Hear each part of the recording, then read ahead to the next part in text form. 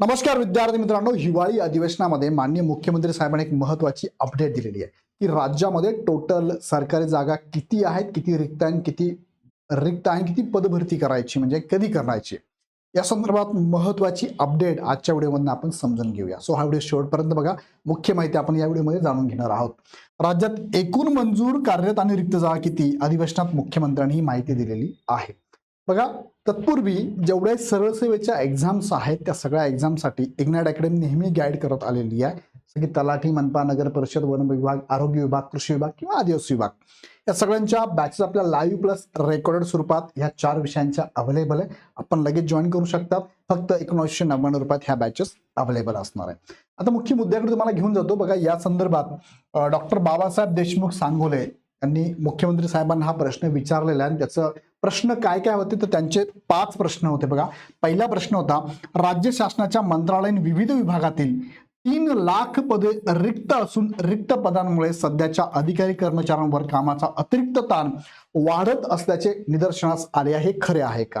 दुसरा प्रश्न होता, असल्या सद्यस्थितीमध्ये राज्य शासनातील एकूण 7.19 लाख मंजूर पदांपैकी विविध संवर्गातील सुमारे 2,92,570 पदे रिक्त असून नजीकच्या काळात सेवानिवृत्त होणाऱ्या 5,289 इतक्या कर्मचाऱ्यांची संख्या यात समाविष्ट केली तर हा आकडा 2,92,859 इतका होणार असून राज्य शासनातील तब्बल 35.83 म्हणजे जवळपास 36% पदे रिक्त असल्याचे निदर्शनास आले, हे खरे आहे का? आणि तिसरा, असल्यास राज्य शासनाच्या विविध विभागातील रिक्त पदे न भरल्याने काही अधिकाऱ्यांकडे 2 ते 3 पदांचा पदभार असल्यामुळे तसेच खालच्या पदावर नवी भरती न झाल्याने पदोन्नती होऊनही अनेकांना मागील 10 ते 12 वर्ष निम्न संवर्गातील पदावर काम करावे लागत आहे, हेही खरे आहे का? असल्यास शासकीय सेवेतील पदे तात्काळ भरण्याबाबत शासनाची कोणतेही कार्यवाही वा उपाययोजना करण्यात येत आहे? नसल्यास विलंबनाची कारणे काय? याचं उत्तर माननीय मुख्यमंत्री देवेंद्र फडणवीस यांनी दिलेलं आहे. 51% खरं आहे. म्हणजे काय खरं आहे की 3 पद रिक्त आहे हे खरं मानलेलं आहे त्यांनी. आणि मग उत्तर दिले त्यांनी, सेवा प्रणालीनुसार सद्यस्थितीत राज्य शासनाच्या विविध विभागामध्ये 8,18,503 इतकी मंजूर पदे आहेत. किती?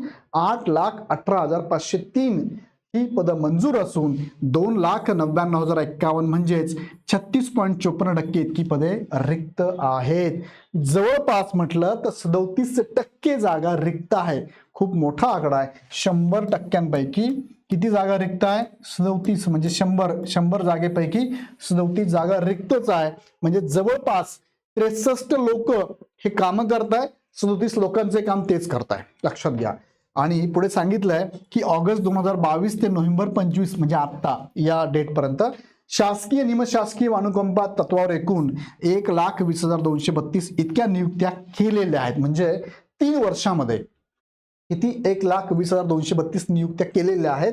आणि शासनातील विविध पदावर पदभरती सातत्याने चालणारी प्रक्रिया असून नवीन पदनिर्मितीमुळे अथवा सेवानिवृत्तीमुळे रिक्त झालेल्या पदांवर पदोन्नती आणि सरळ सेवा मार्गांद्वारे संबंधित प्रशासकीय विभागाकडून नियुक्त्या करण्यात येतात. प्रश्न उद्भवत नाही.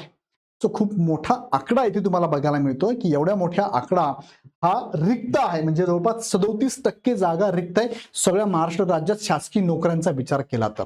सो मोठी संख्या आहे. आणि दरवर्षी रिक्त तर अजून होतात, दरवर्षी रिटायरमेंट आणि दरवर्षी पदनिर्मितीमुळे अजून जागा इथे वाढल्या जातात.